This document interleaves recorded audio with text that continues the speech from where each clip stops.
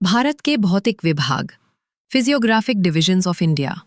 भारत की धरती सिर्फ एक नक्शा नहीं है, ये विविधता की जीवंत तस्वीर है। हर क्षेत्र अपनी जलवायु, संस्कृति और जीवन शैली के साथ एक अलग पहचान रखता है।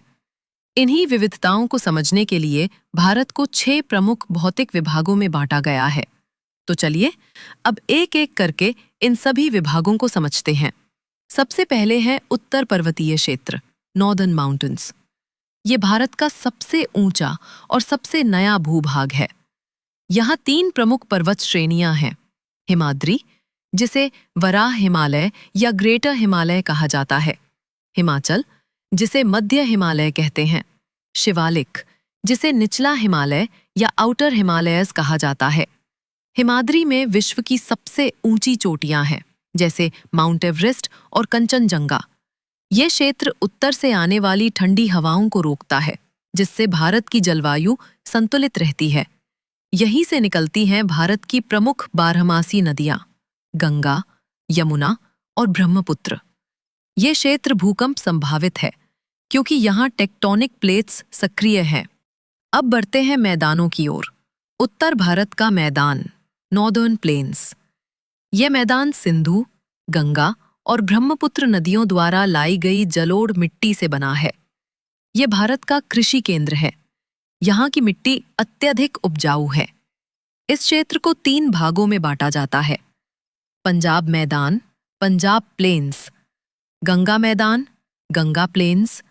ब्रह्मपुत्र मैदान, ब्रह्मपुत्र। अब चले हैं रेगिस्तान की ओर।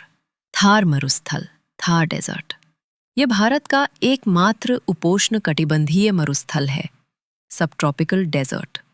ये राजस्थान में स्थित है। यहाँ रेत के विशाल टीले हैं। वर्षा बहुत कम होती है और जलवायु अत्यंत शुष्क रहती है। ये क्षेत्र गर्म हवाओं और लू के लिए जाना जाता है। यहाँ की एकमात्र प्रमुख नदी है लूनी नदी। वनस्पति सीमित है और यहाँ की अर्थव्यवस्था ऊंटों, पशुपालन और पारंपरिक जीवन शैली पर आधारित है। अब चलते हैं तटीय क्षेत्र की ओर। तटीय मैदान, कोस्टल प्लेन्स। भारत के पूर्व और पश्चिम तट पर फैले ये मैदान संकीर्ण पट्टियां हैं। पूर्वी तटीय मैदान चौड़े होते हैं और यहाँ डेल्टा बनते हैं, जैसे गोदावरी और कृष्णा नदियों का डेल्टा। डेल्टा यानी नदी का वो हिस्सा जहाँ वो समुद्र में मिलने से पहले कई शाखाओं में बंट जाती है और मिट्टी जमा करती है। वही पश्चिमी तटीय मैदान संकीर्ण होते हैं और यहाँ एस्टुरी बनते हैं।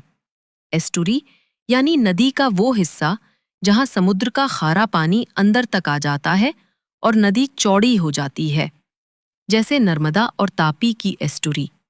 ये क्षेत्र मछली पालन, बंदरगाह और पर्यटन के लिए अत्यंत महत्वपूर्ण है। अब बढ़ते हैं मध्य भारत की ओर।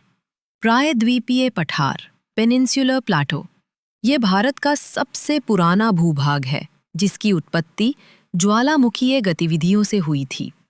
ये 2 भागों में बांटा गया है, मध्य उच्चभूमि और दक्कन पठार। ये क्षेत्र पश्चिमी और पूर्वी घाट से घिरा हुआ है।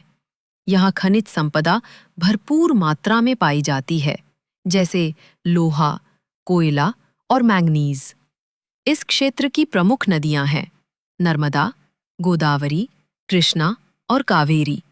ये क्षेत्र भारत की अर्थव्यवस्था और भूगोल दोनों में महत्वपूर्ण भूमिका निभाता है। अब चलते हैं भारत के सुदूर हिस्से की ओर। द्वीप समूह, आइलैंड्स। भारत के 2 प्रमुख द्वीप समूह हैं, अंडमान और निकोबार तथा लक्षद्वीप। अंडमान में स्थित बैरन द्वीप भारत का एकमात्र सक्रिय ज्वालामुखी है। लक्षद्वीप प्रवाल द्वीप हैं, कोरल आइलैंड्स, जो समुद्र के अंदर जीवों के अवशेषों से बने होते हैं। ये द्वीप जैव विविधता के लिए प्रसिद्ध हैं और सामरिक दृष्टि से भी अत्यंत महत्वपूर्ण हैं। ये भारत की समुद्री सीमाओं की रक्षा करते हैं और नौसेना के लिए रणनीतिक स्थान प्रदान करते हैं। तो ये थे भारत के 6 प्रमुख भौतिक विभाग। हर एक क्षेत्र अपने आप में अनोखा है, जलवायु, भूगोल और संस्कृति से जुड़ा हुआ है।